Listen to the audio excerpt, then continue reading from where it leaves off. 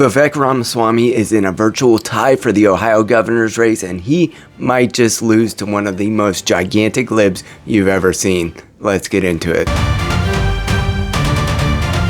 Before we go further, I should say that I am currently sitting in the state of Ohio, and it matters very much to me who runs our state as the governor. And if you would like to support a future, not just here in Ohio, but throughout the country, that represents faith, fatherhood, and freedom, I would love your support. Like on the way in, let's look at what Vivek had happen to him yesterday.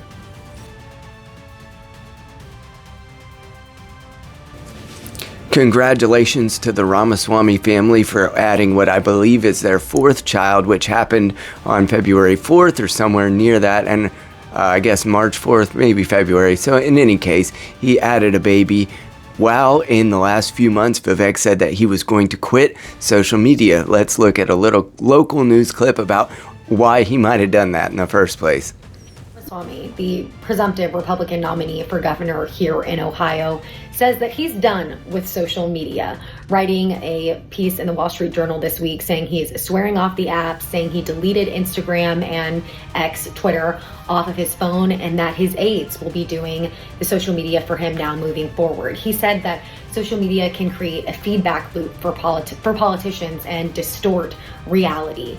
Now, it's also important to note that social media has gotten Vivek in trouble in the past. While it was a huge part, I think, in his rise in the presidential race in 2024, he used social media, the billionaire businessman, to his advantage to kind of get on the map. Just about every Christmas for the last few years, Vivek Ramaswamy has criticized Americans for not being as persistent or as studious in their education as those from his native India, which he's an American, but where his family came from, which is India. And Vivek has continued to use that as a premise for why he might quit social media and ultimately why he might end up losing this race. It will have had a lot to do with what he said during this TPUSA rally, what he said on Twitter, which is quite frequently that Americans are defined by coming and taking the oaths and just saying that they're American. And that's essentially what he did, or his family did, as they immigrated here, was they took the oaths and they became American because of an idea, because America the idea, not America the land. And so that, with that premise, he's lost a lot of points where he was the darling of the Republican Party as he entered into running against Trump, and he was always one to say fiery things, which people really enjoyed. Now it seems like he's going much more soft or much more moderate, and it's actually lost him a lot of support in his native Ohio. I'm applying to law school next year. Okay. And like what you do, I really respect you. I met you last year with him. Awesome. At a Penn State tailgate. Awesome. I think you're the most articulate guy in the Republican Party. And Thank what you, I do appreciate about you is because I said in the parking lot, I was, you're bombarded by everyone, and I said, I'm a liberal, whatever. You turned to me immediately and you go, what's your question? Oh, I remember that. I'm glad we did that, man. Yeah. That's One of the things that I appreciate about Vivek the most, which I would find my way to voting for him if he is the nominee on the Republican side, which it looks like there would be no question that he will be. One of the things I appreciate the most is that he does try to engage the people who attend any of the rallies that he's at, and he gives everyone a chance to speak, even when it's a wild protester who stands up and starts throwing barbs in the middle of anything that he's trying to say. So I do appreciate that very greatly about him.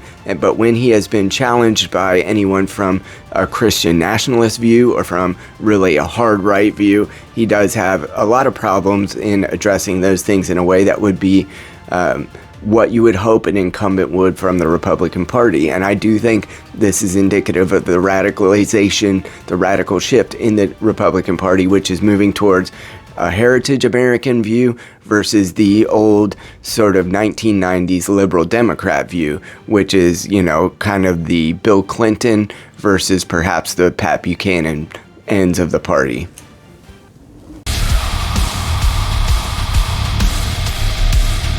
Meanwhile, Amy Acton, the Democratic nominee, is running in a dead heat with Vivek Ramaswamy at this point. It is 46 to 45% with about 9% undecided. And that is such an indication of how bad this has gotten, because Amy Acton is one of the worst candidates I've ever seen, and most people probably in Ohio have a short memory. They may not remember that she was the health secretary under Governor Mike DeWine during the COVID lockdowns, and she stood up next to him every single day telling us how we needed to stay in our homes, how we needed to mask up, how we needed to continue to have these absolutely tyrannical guidelines for how we were to live our lives in Ohio. And while DeWine finally started to want to open things up, Amy Acton actually quit her position because she was so afraid of signing an order that would have people have their freedom back.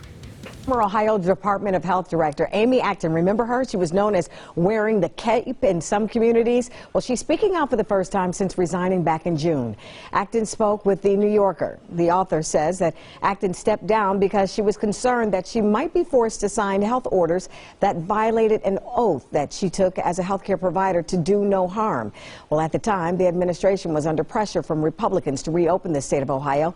Acton says that she's still concerned about the surge and says bipartisan leadership is needed to address the crisis, no matter who wins the White House. Most recently, Amy Acton has spoken out that she wants to get RFK fired, and she's encouraging anyone that has the power to do so to basically have RFK impeached. And I have news for Amy. A lot of the suburban moms who she's picked up support with might actually be close enough to being a MAHA mom, which is making America healthy again, that she might want to watch her words, because RFK has done more for the health of children, especially in this country, than has anyone from the Amy Acton order of the Democrat Party for the last 50 years combined. So here she is calling for the firing of RFK. Please know when I say this as a 40-year physician and an expert in preventive medicine and public health, RFK needs to be let go immediately. He needs to be fired. I don't say this lightly. This job is one of the most important jobs within the cabinets of the President of the United States, because it absolutely protects the well-being and the safety of children, families, and our communities in this country. And he is absolutely disqualified for this job. Promoting lies, mismanaging and bringing in leaders, firing the experts and bringing in people who are not qualified is putting our country at great danger. This behavior is reckless, and I'm calling on my colleagues to do the right thing, refuse to look the other way, and stand up to protect the people of this country. Meanwhile, on the Republican side of things, there was someone who is trying to represent himself as the more radical America First candidate, and his name is Casey Putsch. Now, this gentleman, although he shares a namesake with me as being a Casey, has just literally burned down his political career in the last 5 minutes because he said something pretty horrible about Trump, which of course we all have our own criticisms of Trump, and that's completely within bounds, but he certainly is not winning a lot of friends on the MAGA side of things, which, by the way, are the people that he would need on his side if he were going to win the Republican primary. And not all Caseys in Ohio are necessarily winning today, but I hope that I'm not one of them who burns down their career as much as this gentleman did.